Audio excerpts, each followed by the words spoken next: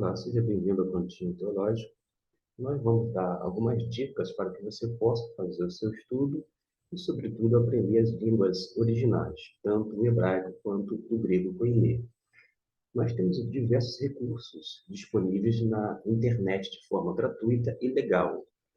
Esse programa aqui, a palavra está em inglês, mas ele tem muitos materiais em diversas línguas, não apenas na língua inglesa, inclusive a versão, por exemplo, de Bíblia em português, conforme estou clicando aqui. Eu vou eliminar algumas partes aqui para que você possa visualizar melhor os textos bíblicos. No tocante à Bíblia, nós temos, por exemplo, em português, uma outra versão em português. Você pode instalar os seus módulos de acordo com a sua preferência. Tem textos, por exemplo, no caso em grego. Deixa eu ver aqui no espanhol, mas deixa eu fazer um texto grego, um outro grego, que você vai ter que colocar agora o hebraico, por exemplo. Ou seja, se você não tiver a Taná, que é a versão impressa do Antigo Testamento, você pode se valer pura e simplesmente dos recursos que estão à disposição. Acontece que nem todas as pessoas conseguem lidar com tantos dados e informações, mas você pode começar aos poucos, ainda que esteja engatinhando no aprendizado de uma determinada língua e, por sua vez, iniciando seu estudo bíblico. Em relação ao hebraico, que é sempre o carro-chefe desse canal, o Cantinho Teológico, ele trabalha várias outras coisas, grego, hebraico, a Bíblia como um todo, mas, na verdade, até então, o carro-chefe está sendo o hebraico. Você observa que nós temos aqui esse texto que é maçorético. Por que maçorético? Porque contém os sinais maçoréticos, que são chamados sinais diacríticos, esses pontinhos em cima, do lado ou embaixo, que vai indicar as vogais, para que você possa fazer assim a sonorização de cada sílaba. Nós temos aqui aquela palavra bastante conhecida, Bereshit. Observe que quando eu coloco o mouse na palavra Bereshit, nessa parte em inglês tem mostrando que o B é uma preposição, feminino, singular, Bereshit, e tem a transliteração. Essa transliteração que você precisa, vou dizer assim, nesse primeiro momento, focar. Focar na transliteração. B com E, B. R com E, RE. Aqui no caso é mudo, aqui é mudo, e aqui você tem o X, Ti, Shit, Bereshit. E assim por diante. Se você colocar o mouse em cima do verbo bará, observe que na transliteração aqui dentro, quando aparece, tem o verbo, está escrito lema, palavra, em inglês está transliteração.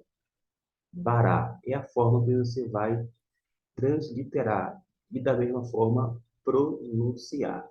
Lembrando que a transliteração está aqui no idioma inglês e pode haver alguma depois em relação à pronúncia, conforme aparece ali.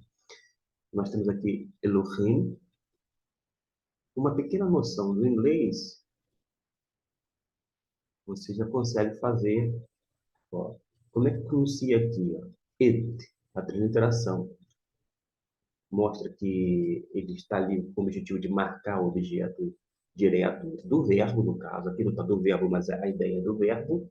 Tem um lema, it, a palavra, você está vendo no destaque, nesse quadrado que abriu essa janelinha dentro ou no meio da tela, e tem a palavra em inglês transliteração. Esse et que está em destaque e na cor azul é a forma que você pronuncia o hebraico. Agora a outra palavra. Coloca o mouse em cima. Ha, Shamai, Ha, Shamai.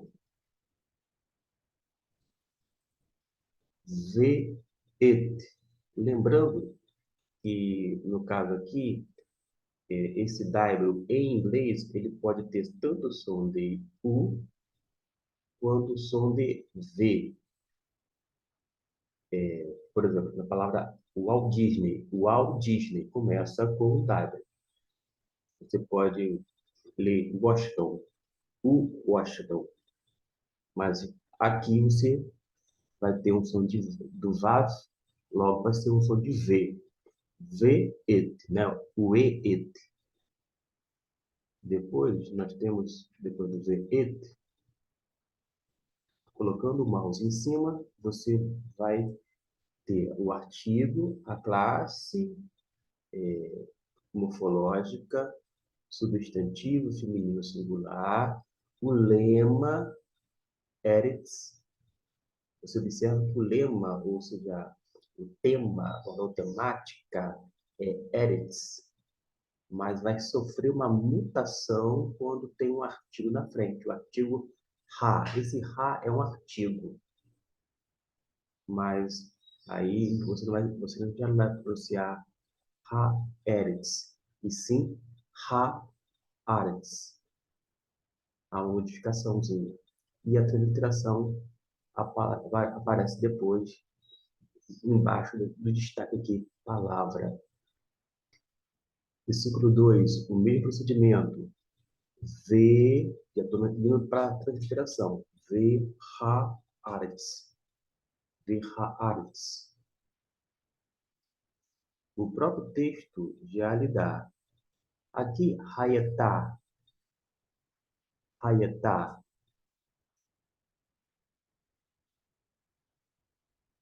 Turro. Favor. Lembrando que, como está em inglês, a transliteração ela obedece, vou dizer assim, algumas normas técnicas e acadêmicas. E existem algumas formas de você, por exemplo, transliterar o som de vet, que é justamente aquela consoante sem o dagueche dentro, sem aquele pontinho dentro. Você pode colocar, por exemplo, dentro das normas internacionais, um B com um pontinho embaixo, ou ainda um tracinho, ou optar por um BH, que vai ter um som de V, não C de B de bola. Desta maneira você pronuncia vá, em vez de falar vaborru, esse B com tracinho aqui dentro da norma internacional, equivale ao V. Vavorru, vavorru, vavorru.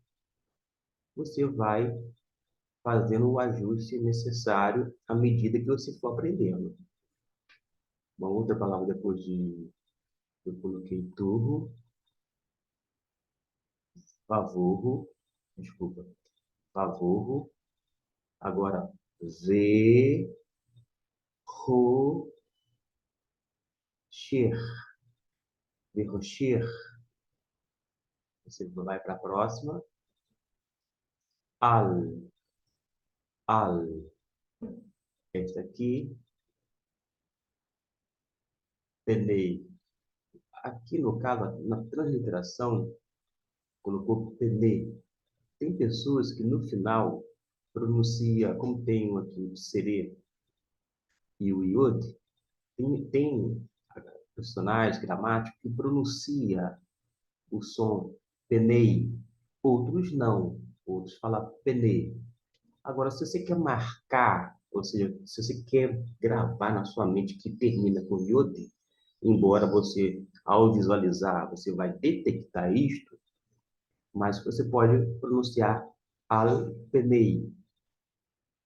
Agora, se você fizer a leitura al-penei, fique à vontade. Da mesma forma, a palavra bem-aventurado no hebraico, algumas pessoas vão pronunciar ashrei, ashrei. Outras, ashrei. Não pronuncia o iod, que é o equivalente ao y, mas isso é um detalhezinho de pronúncia que não vai prejudicar o seu aprendizado. Pelo contrário, só vai agregar informações. Alguns pronunciam, outros não. Vejamos agora aqui, depois do Alpenei, colocando o mouse em cima, ó, Tehom, Tehom. Adiante, Veruach, Veruach. Grave essa, grave essa. Quando eu falo assim, gravar, memorize que aqui tem um chamado patá furtivo. Em outro momento a gente pode estudar o porquê disto e a pronúncia, mas a pronúncia saiba que é ru, ve, veruach. Isso que você precisa guardar a pronúncia.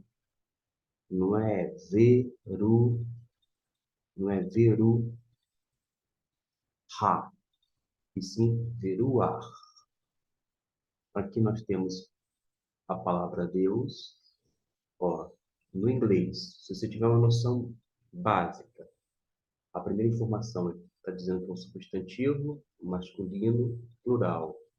O lema aqui, que está traduzido, seria o tema, vou dizer assim. A palavra Elohim e a transliteração em azul. Elohim, Elohim. Algumas pessoas pronunciam o re, esse rim. Há outras pessoas que falam Elohim. Se você pronuncia Elohim ou Elohim, contanto que você identifica como Deus, neste caso, você está de parabéns. Se refere, conforme o inglês aqui, Deus. Sempre vai ser Elohim, vai ser Deus? Não necessariamente. Como assim? Em Jó, por exemplo, aquela corte celestial, ou melhor, os anjos, são chamados de Elohim.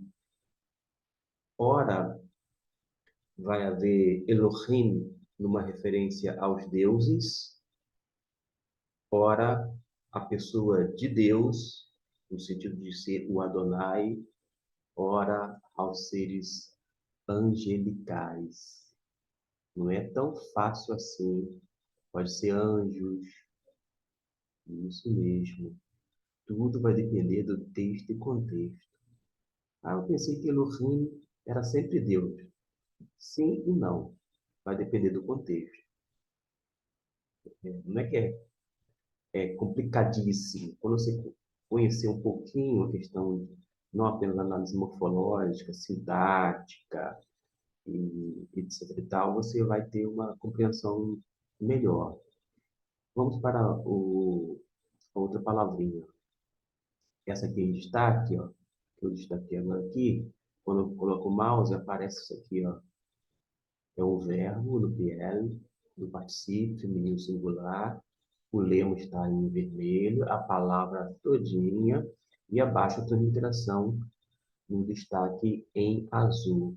Merafet. Não é repete, porque a consoante que aparece, que é o F, e não é o P. Como eu sei que é o F ao invés de, de P? Se tivesse um pontinho dentro, seria som de P. Na palavra pedra, por exemplo. Mas como não tem um pontinho, que é o chamado gaguejo dentro, você vai ter um som de F, F de faca.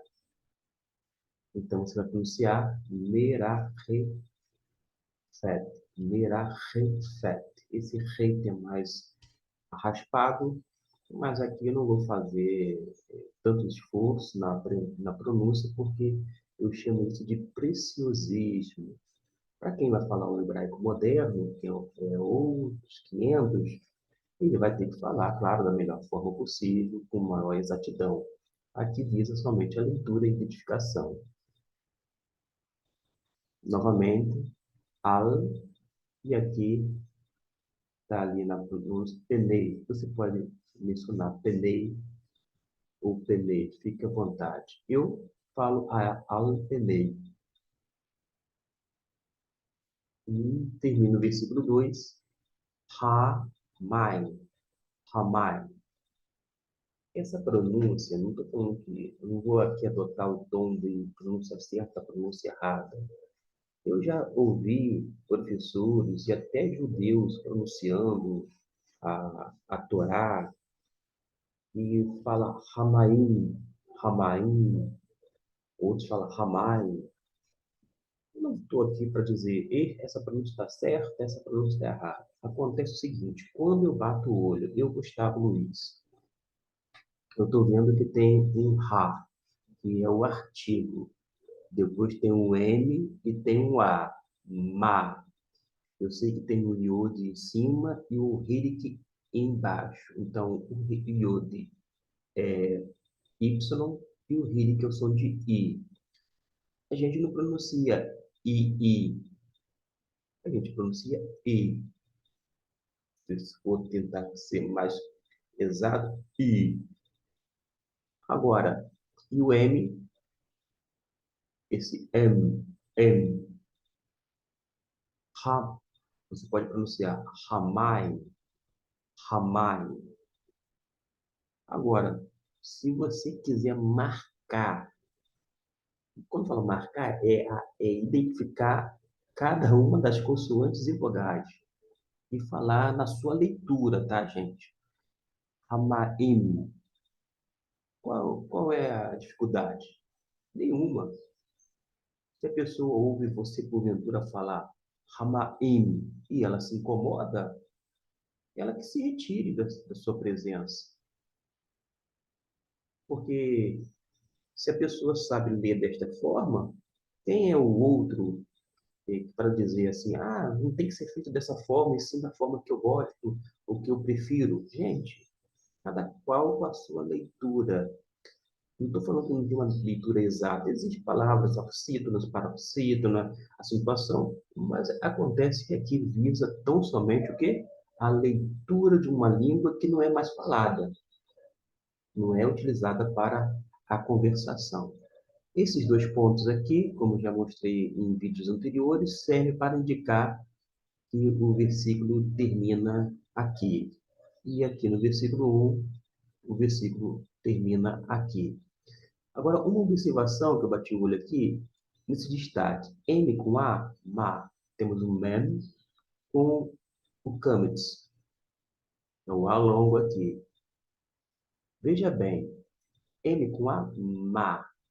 Observe que na transliteração acima, como é que foi transliterado? R, A, é o artigo ra, não é assim? Mas tem M e um pontinho e outro N. Por que houve essa duplicação do N? Primeiro informo, não vai afetar a pronúncia. Você não vai falar maim, não. É porque esse mem, ele tem um dagueche dentro, esse pontinho. Esse pontinho faz com que a vogal seja duplicada. No nosso caso, para leitura, não altera a pronúncia. Mas isto justifica porque, vez ou outra, vai haver palavra duplicada, tipo ha, né, maim, e sim hamaim, hamaim, né, maim. Nada disto. É apenas indicando que o mem, quando eu sei que tem essa duplicação, eu sei que o M aqui, ele automaticamente vai ter um pontinho dentro. Agora, se no seu dia a dia você vai fazer a transliteração, se você colocar o H como se fosse o H na palavra house, H, A, M, A, Y, I, M. Perfeito.